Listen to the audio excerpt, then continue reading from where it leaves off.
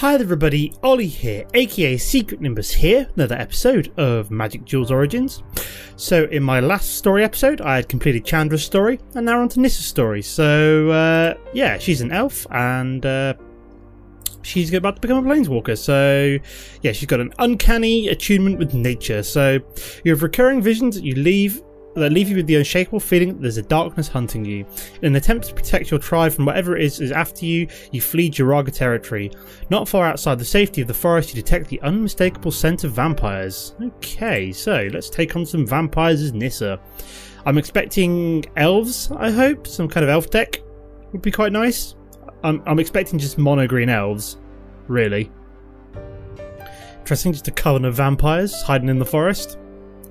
Seems quite light. I'm surprised they haven't burnt up unless kind of vampires are different in Magic Duels lore. I don't know if they burn up in sunlight or not, but we'll see how it goes. So what have we got here then? Okay, maybe we don't have elves. We've got Wild Heart Invoker. So 4 mana target. How quick have I got to decide here? Because this looks like a pretty garbage opening hand. Nissa's Chosen is slightly better, however, so I think I'm going to keep that. We have a Wild Instincts as well for later on, as well as a Primal Bellow, and Nissa's Pilgrimage for ramping, which is quite nice, so we need a 3rd mana for that. We have the Nissa's Chosen to get going with, so when it dies it gets put on the bottom of my library instead of going into the graveyard. It's got a Ghoul-Draz Vampire, so I think this was in the previous version, yeah, and if I drop to below 10 life it gets +2/+1, or is it? Yeah, so an opponent has to go below +2/+1 and then it gets popped up. So obviously I don't want to go below 10 life, otherwise it suddenly becomes a 3/2. Yeah, that's what I'm looking for. Brain's not working. It's been a long week, but thankfully I've got next week off. I'm looking forward to it. Going down to Devon to see family, so this is being recorded well in advance. It's going to go out on the Tuesday for you guys, but I'm actually recording it on the Friday, so trying to get as many kind of videos recorded and get them queued and ready to be published during the week that I'm away. So let's play a forest. In this turn we can actually play the Nissa's Chosen, so it comes down as a 2/3, so it can block either of these ones. Probably the lifelink one is more important right now.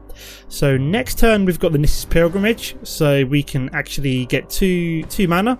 So we get 1 into my hand, 1 onto the battlefield, I think. Yeah. So we got here then, Feast of Blood.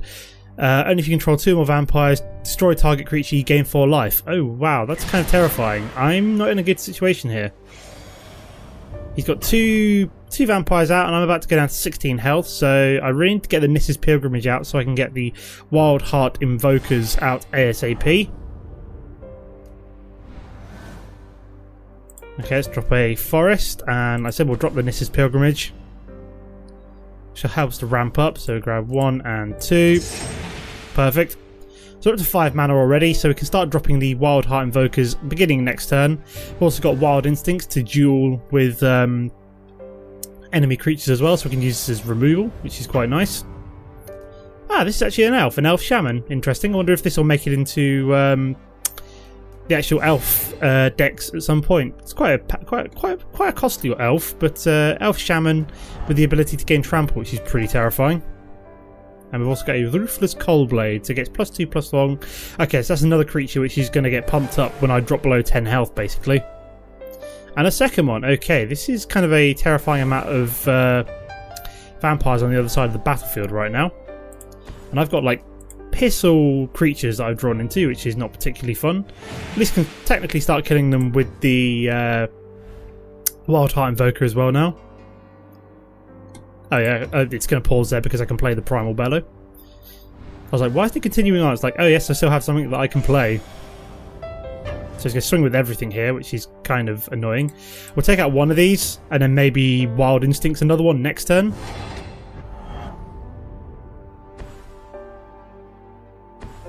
So we've got here then Pulse Tracker. Whenever Pulse Tracker attacks, each opponent loses 1 life. So this might have to be a restart soon, just because I've got no cheap creatures, which is surprising, though it is green, so in fact it's not that surprising. Now, can I kill one of these without being killed myself? I can, if I Wild Instinct, say for example this 4/2, I could kill it.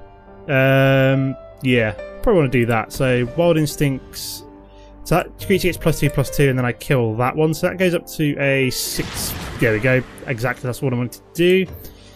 So then we're just going to skip attack here for now. We should survive the next turn because I can kill the 2/1, for example. I should only take 4 damage. So I do lose 1 life, which is not the end of the world right now. So I can kill you, confirm block. Get you out of the way. So we drop down to 3 health, but it's not the end of the world. What we got here then? Bloodright Invoker. Target player loses 3 life and you gain 3 life. Wow. It does need 8 mana for that though, so I'm not in too much of a pickle there. Oh, excellent. We've got another Wild Instincts. Now, can I use that now? Just thinking. How much mana have I got? 1, 2, 3, 4, 5, 6, 7. So I can't play both the Wild Heart Invoker and the Wild Instincts, although... Is this one more important? I think it might be, because I can potentially block 2 creatures next turn. Depends if he swings in or not. So I'd rather do this one now, because I've got the Primal Bellow to keep one of these alive. So I think I might have lost this, but I'm going to keep going. We'll skip attack. See what happens now. Like I said, I can keep one of these alive, and then... Oh, Doomblade. How dare you. How very dare you. Right, that's a restart then, because I can't win now. Oh, that's frustrating. Just didn't really get off the ground fast enough there. Just had too many vampires come at me at once, which is rather annoying, but hey-ho. Let's try this again. Let's see if we can get a slightly better opening hand. Would be quite nice. Some earlier creatures would be pretty cool. Charging Rhino is not useful. Neither is Nissa's Pilgrimage. I'll keep it. I'll see if I can get away with it. Because if we can get these Charging Rhinos down by turn 4. So hopefully we draw into something by them. Would be nice. I don't need mana. I've got plenty of mana right now. So got a Ghoul-Draz... I can never say that. Ghoul-Draz Vampire. There we go. Use your words, Ollie. Use your words. More mana. I don't need mana. That's like the last thing I need right now. Ugh. Don't need mana. Just need creatures, really. And like removal spells and stuff like that, really. Would be fantastic. But knowing how this game works, all I'm going to get is mana, basically. Or land. Would be the correct term here. Land gives me mana. So same as last time, so the Ghoul-Draz and the Child of the Night. We have now found the Wild Heart Invoker, so let's play the Nissa's Pilgrimage here. Get those 2 mana, so next turn we can start getting these creatures down. So I'm thinking Charging Rhino is possibly the better of the better of the 2 kind of different creatures to get down first. Mostly because it's got slightly more health, so I will go down to 16 here. But I should start to be alright, providing he doesn't have anything like the Doomblades or anything like that like he did before. Child of the Night is coming down. That's fine. Yeah, this deck is just full of like huge creatures, which are, like against an aggressive deck like this is fairly useless, if I do say so myself. Play the Charging Rhino. We do have the Wild Instincts for later on as well. Okay, so we've got a creature down. Excellent. We can get a creature down next turn, and then turn after that. So hopefully, providing this one stays alive, we should be okay. So he's swinging with everything. Block one of the Child of the Nights. Stop him gaining life, and it does the most damage to me. So I go down to 12. Thankfully, these haven't been pumped up yet, and neither has the Ruthless Coldblade. Okay, so we've got another Charging Rhino, which is good. We'll play another one of you. So we'll probably want to use the Wild Instincts fairly soon. I'm going to skip attack there, as I need these as blockers primarily right now. If I can weather the storm, I should be alright, but it's just, can I hold out this long?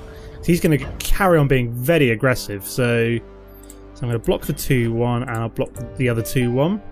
Come on, there we go. They're probably the most dangerous. They both go up to 3/3s. Okay. Now, how much mana have I got here? 1, 2, 3, 4, 5, 6, 7. Okay, not particularly great. So I could kill one of these with a Wild Instincts right now, which would probably be would actually be all right at the moment. So I can actually pump you up, kill you. I'm actually going to skip attack right now, just because I'm just trying to play it safe at the moment. I'm in a good... I've stabilised out, so I want to kind of like maintain that stability. Most of you will probably be like, "Oh, why'd you be more aggressive?" It's like, I'm just trying to be careful here. Why can I not block? That's suddenly got Menace. Oh, it has Intimidate. Oh, I did not realise that. So this is suddenly gone from being... so I've now got to try and outpace him, which I didn't realise. I don't think I can. Now he's undead in 3 turns. So let's play the Wild Invoker and then this is Pilgrimage as well, I think. We just need plenty of land here, basically. 1, 2 and 3 we get. Excellent. So we're just going to attack with everything. I didn't realise that I had Intimidate when I go down below 10 health, so we just got to try and race him now, I think. So we should be able to almost win here, providing that because this I can give it +5/+5 with the 8 mana that I've got. It's still going to take him 3 turns to kill me with this 1 vampire alone, and he's decided to not swing in this time. Okay, that's fine by me.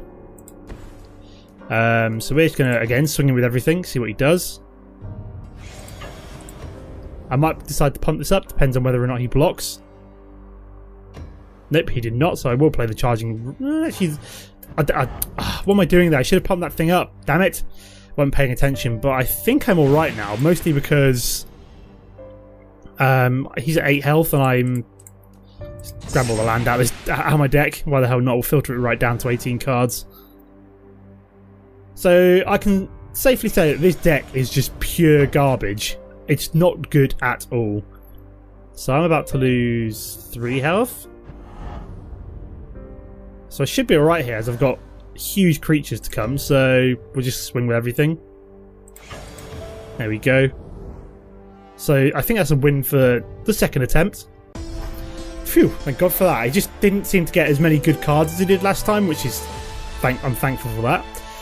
Okay, so... what does it say here then? So though you repress your elemental powers around Juraga, you now let them flow.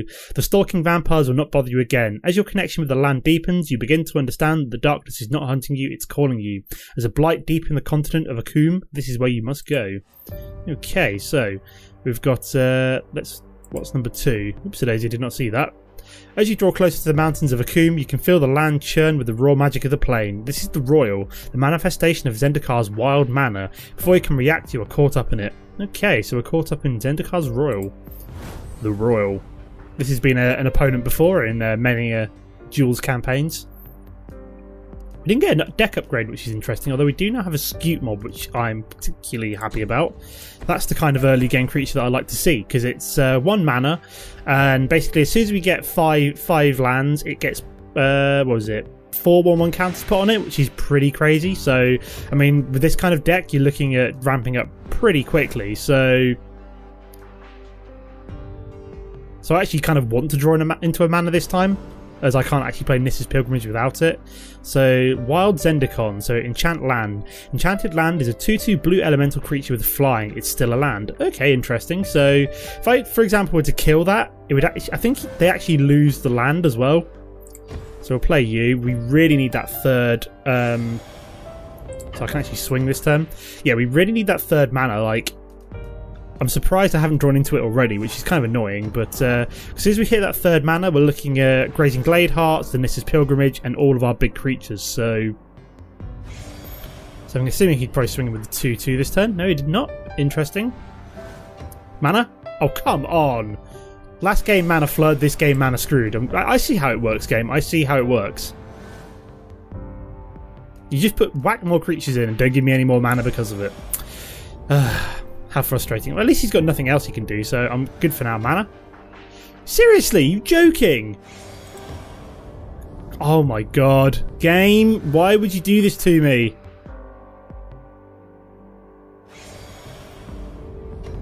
So at least he's not doing anything, which gives me some comfort, although he's now played a Living Tsunami. Oh my sweet Jesus. At the beginning of your upkeep, sacrifice Living Tsunami unless you return a land you control to its owner's hand. Okay. Interesting, so he has to keep bouncing his own mana back to keep that on the battlefield. Are you serious? What is going on? Oh, I don't want to concede because there's no rush to, but seriously? Mana screwed now? I was like, oh yeah, it's great. I've got the Nissa's Pilgrimage. All I have to do is draw into a mana for one of my first couple of plays. We'll chuck a Wild Hark Invoke in the graveyard, I think. So he did bounce back a land, which he's now going to replay. So I'm guessing I now take 6. Nope, I do not.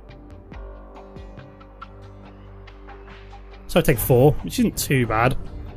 Come on, mana. We're grand if I get mana here. Oh my god, are you joking? This is seriously messed up. What we got here? Summoner's Bane, counter target creature. I'm just going to restart this. This is... There's no point kind of like doing nothing if I don't have any mana, so I may as well just do it again. I can't... We're playing in the computer. I don't care about restarting if I can get a better hand than what I was left with there. My god. The mana screw was real. Okay, I think I'm probably going to keep that one again this time, mostly because I got the 4 mana. So hopefully we can draw into some ramp or something this time. Like, we've got the mana that we need this time. Shouldn't really have started with 2 mana, but it looked pretty good. Like, I was hoping to at least have drawn into 1 mana within my first few turns, and nothing materialised, so... So he's replayed the Wild Zendikon. Okay, that's fair enough.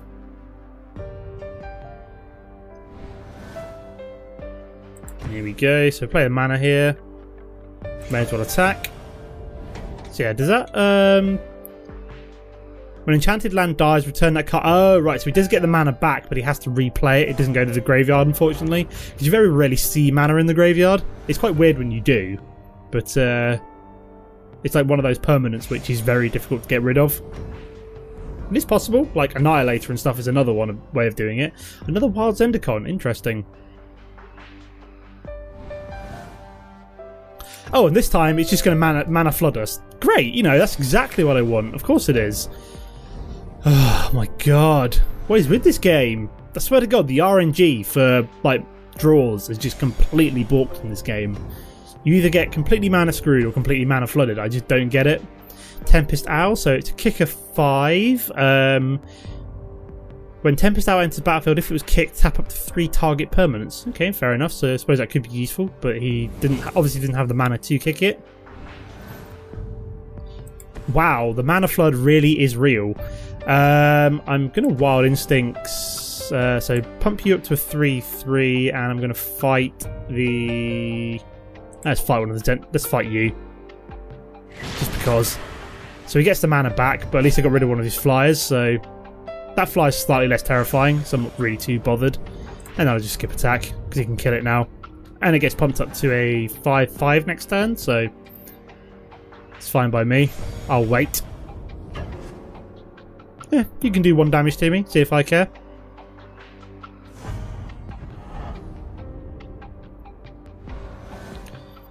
Okay, now we're getting Nissa's Pilgrimage. God's sake. Let's play the Charging Rhino. Did that get pumped up? If you control 5... Oh, it's at the beginning of your upkeep. Right, so next turn that goes to a 5/5. So just skip block. Skip attack again. It's fine. It's fine. I like the fact the Charging Rhino can't be blocked by more than 1 creature. Yeah, so he can only block it with one of his like piddly ones at the moment.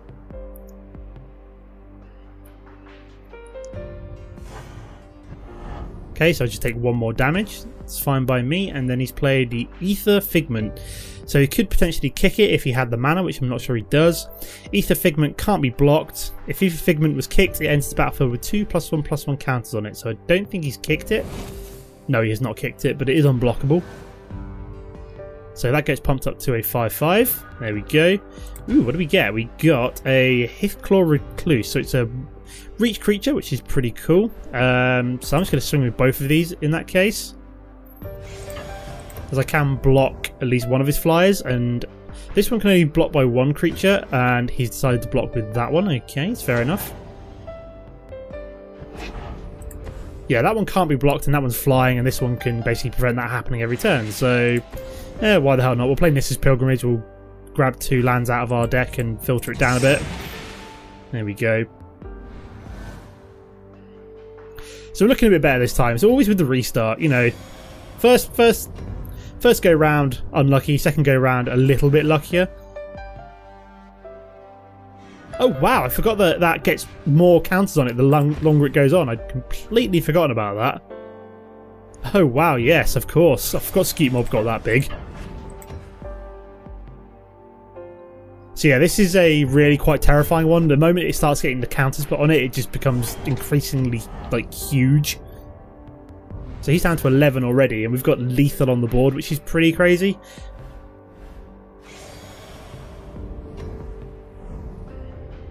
Okay, so what's he played this time? A Gamoza. So 0-3 defender with flying. Put Gamoza and each creature is blocking onto the top of that owner's library, then those players shuffle their libraries. Okay, it's fair enough. So you could potentially tap it while it's defending, and we've also got another Ether Figment.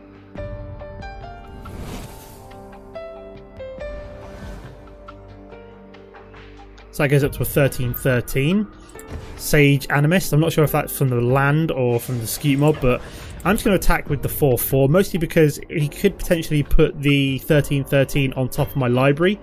So I'd rather just pick off his creatures one at a time by him forcing the block. So just being careful here. I'm waiting for basically maybe a removal for that or something like that. I don't know. So he just keeps playing like little piddly creatures. Well, the Roil does anyway. So that goes up to a 17-17 now. Pretty terrifying. We've got another Hithclaw Recluse, which we can play. So again, we're just swinging with the one creature for now. Like I said, if that one blocks and then sends that one back, it's gonna we have to wait for it to pump up again. So now that one's going to go on top of my library while killing that. There we go. Which is what I was expecting. So I want to keep this one safe, basically.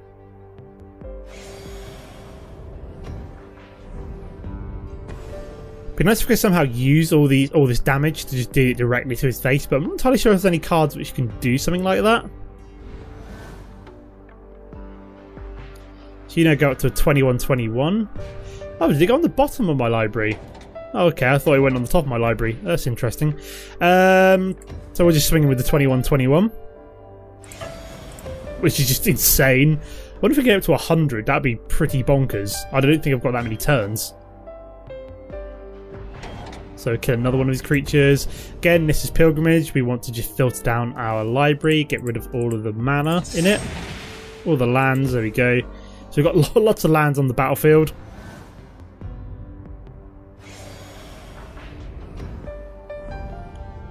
Looking pretty crazy.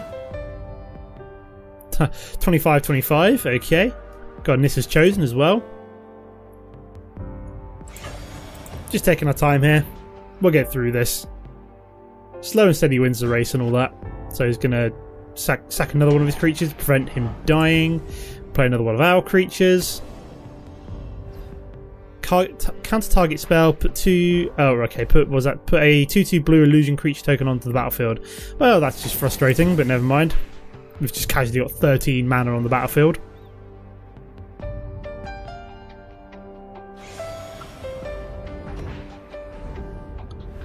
I like that illusion creature. It looks pretty cool. I like the artwork on that. What have we got here then? Mysteries of the Deep. Draw 2 cards. If you have a land enter the battlefield under your control this turn, draw 3 cards instead. Okay, so he's suddenly going to be drawing a lot of cards. It's got our 29-29 now. Oh, very nice. We've even got a Wild Heart Invoker, which is pretty sweet.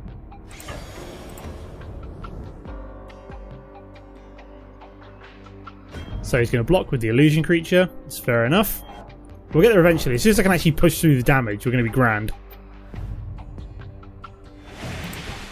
Just empty out our hand, why the hell not? So this could potentially do... How much mana have we got? If we got up to 16, I could potentially activate the +5/+5 twice. Which is kind of silly, but... So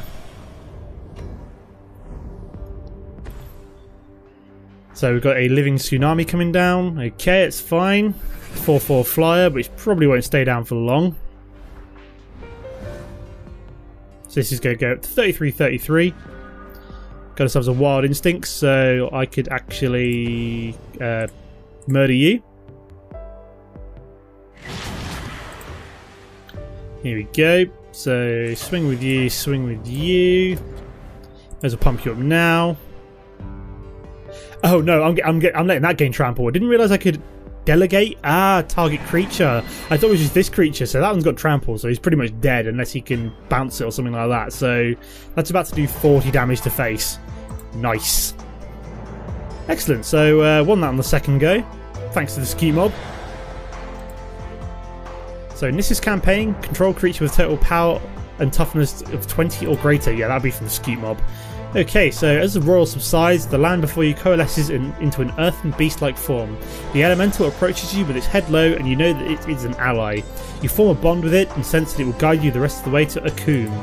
Okay, so I think we've got time to probably tackle the third one today, so weird graphical glitch there, down the side. Your journey into the mountains becomes harder with each step. As you approach the towering peak, the darkness grows into something almost tangible. The land tells you that this is the source of the blight.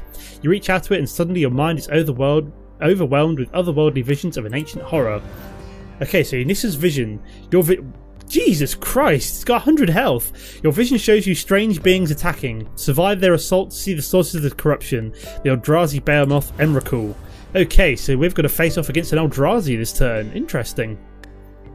I wonder how this is going to work. I am intrigued, and I am going to keep this, I think, mostly because we've got the 2 Grazing Glade Hearts. And we've got a Baloth Woodcrasher, so it's got landfall. Whenever a land enters the battlefield under your control, Baloth Woodcrasher gets +4/+4 and gains trample until end of turn. Okay, so we've got to deal with a 100 health vision of Emrakul, one of the Eldrazi. The others being Ulamog and Kozilek. So Emrakul is the most powerful. Okay, so excellent. We've got some Nissa's Chosen to start getting them down, which is perfect. If we draw into any more mana, I will start playing the Grazing Glade Hearts, but there's no point doing that until I actually draw into it.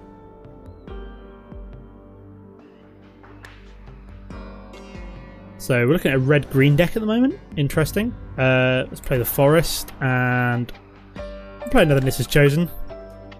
So we want to try and get our big creatures down ASAP, really. So I don't know how I'm supposed to win. I'm assuming there's probably going to be like I'll draw into something at some point which will allow me to do like some kind of like massive amount of damage to the Eldrazi, but otherwise I have no idea how I'm supposed to deal with this.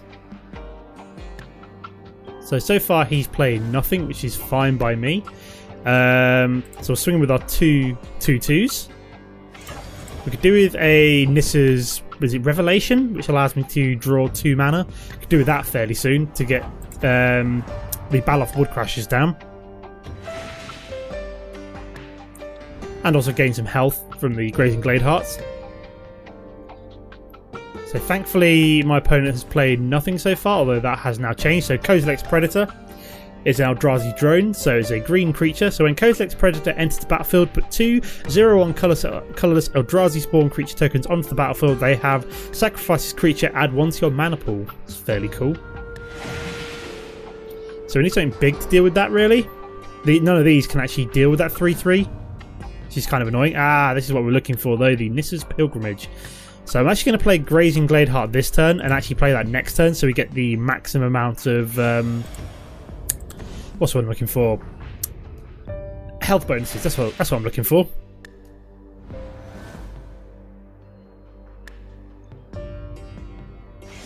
So not really much we can do about this 3/3 right now, although he's choosing to do nothing at the same time. We've got Emrakul's Hatcher, so this is one of Emrakul's spawn. So when it enters the battlefield, put 3 0/1 colourless Eldrazi spawn creature tokens onto the battlefield. They have sacrificed this creature, add 1 to your mana pool. Okay, so... wow. That's a lot of Eldrazi on the battlefield. Oh, and we've got Hand of Emrakul, so it's a 7/7. You may sacrifice 4 Eldrazi spawn rather than pay Hand of Emrakul's mana cost, and it's a 7/7 with Annihilator 1.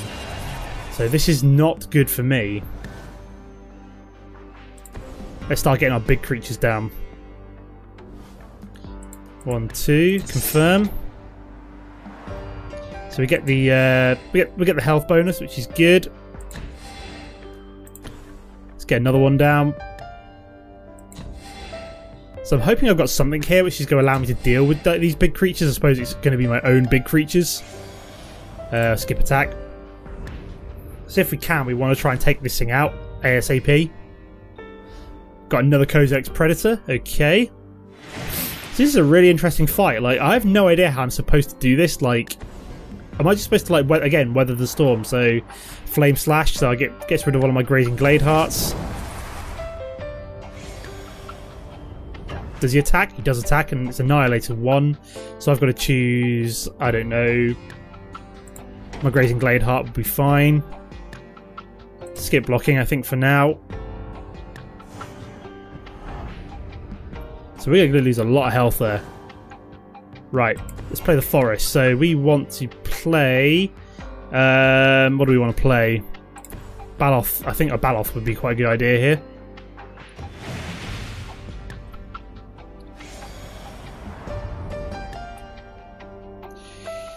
So I'm feeling slightly nervous about my chances here. I'm feeling as though, I don't know how you're supposed to take out 94 health unless you're not supposed to win. Choose a permanent sacrifice. One of my mana, I suppose, this turn. So we'll take out one of the 3/3s. Or do I try and take out the 7/7? We'll try and take out the 7/7, I think. There we go. So at least I took out the main Eldrazi, but I'm still in a very tricky situation here. Nest Invader per 0. So how the hell am I supposed to do this? Like, I feel as though this is almost impossible. Unless something happens here in a second where I lose and then something else happens. So at the beginning of your upkeep, you may put a 0/1 colourless Eldrazi spawn creature token onto the battlefield. Oh my god, like how the hell am I supposed to deal with this? This is crazy, especially with the 94 health as well. Charging Rhino? Like, I can't do anything here. Like, I'm completely screwed. Like, I could not deal with any of this. So I'm either missing something or I'm supposed to lose. I'm assuming I'm probably supposed to lose. Because 100 health is just insane. I'm guessing this campaign is gearing us up for Battle for Zendikar, which is, yeah, I can't deal with this, but I think I've lost. Yeah, I've lost here. So let's see what happens. I'm assuming something might happen here. Defeated. Okay, is anything going to happen? Nope, nothing happened there. So I was hoping that something might happen, but apparently not. So I have somehow got to beat this, and I have no idea how. Which is interesting.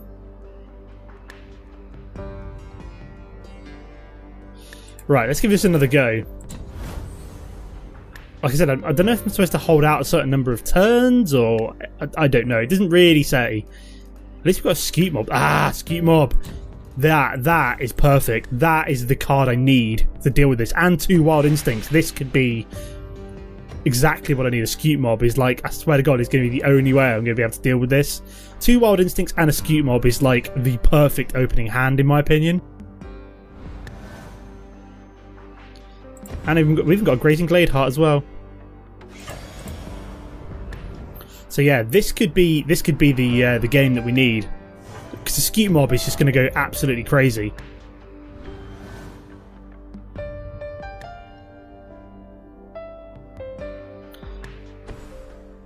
So what's we got here then? Nest Invader. So yeah, just he's getting the colourless Eldrazi down.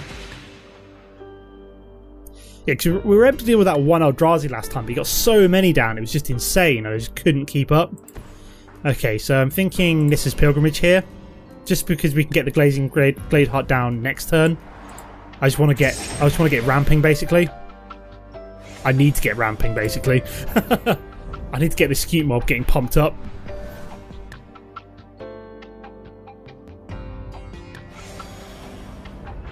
So he can swing, so I'm just going to skip blocking.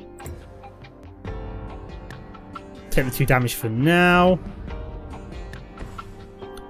So he's played the Kozilek's Predator. Okay, that's fine.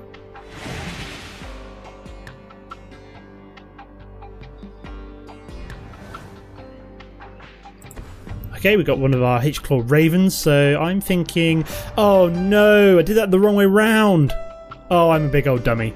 Basically, I should have played the Grazing Glade Heart first, then play the mana, and I wasn't thinking there.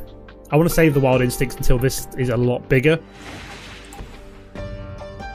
Yeah, that was really dumb of me. I wasn't thinking that. I was too busy focusing on what's going to happen in the next few turns, and then completely phased out for a second.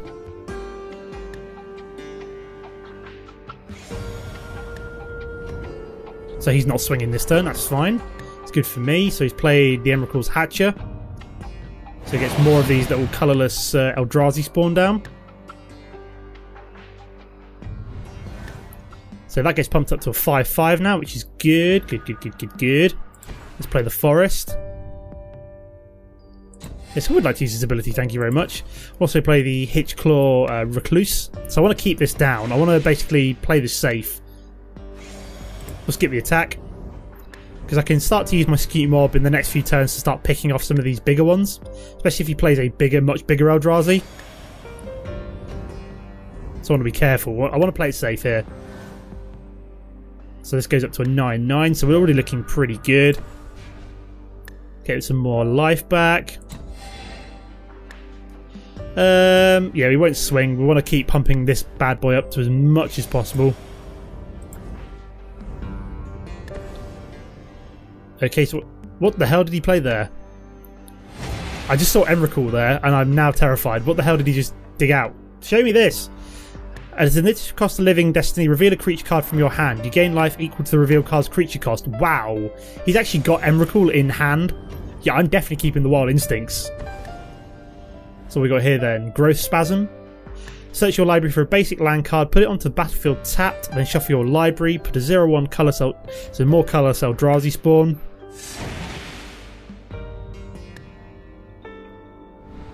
So at least this bad boy's getting bigger and bigger and bigger. Nice, another Nissa's Pilgrimage, so we shall do that. 1, 2, only 2 for now. The next one would give us 3. So yeah, I'm saving my Skeet Mob. It's going to be my kind of my removal card. And then we just skip combat. I'm saving you.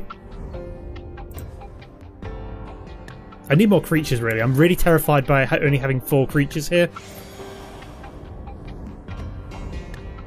So thankfully my Eldrazi foe can't do anything, which isn't too bad. So I know at least one thing in this hand is Emrakul himself, but the Wild Instinct should be able to deal with this because I've now got greater than 15/15, which is cool. Another creature, which makes me happier. Yeah, I'm not wasting these. These are very important. I'm assuming Emrakul might come down this turn.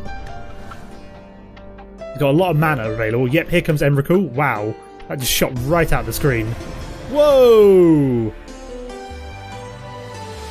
Oh, I won. What? Okay, maybe I just had to hold out until Emrakul came down. Interesting.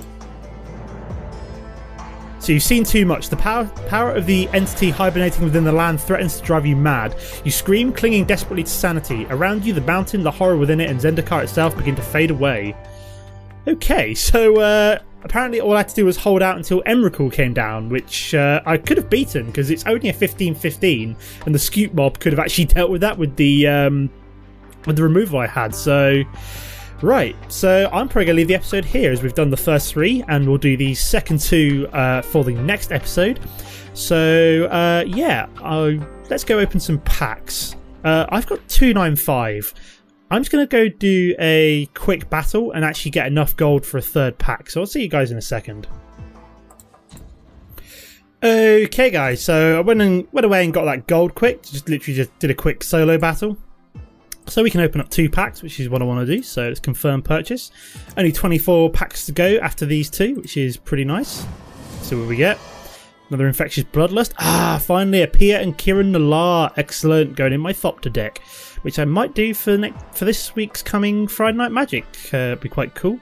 Got a Fiery Conclusion. Sacrifice a creature, deals 5 damage to target creature. That might be pretty cool for a Thopter deck as well, actually, because you can sacrifice all the artifacts you've got and then deal some damage. We've got Bone to Ash, so another counter spell, and an Unholy Hunger.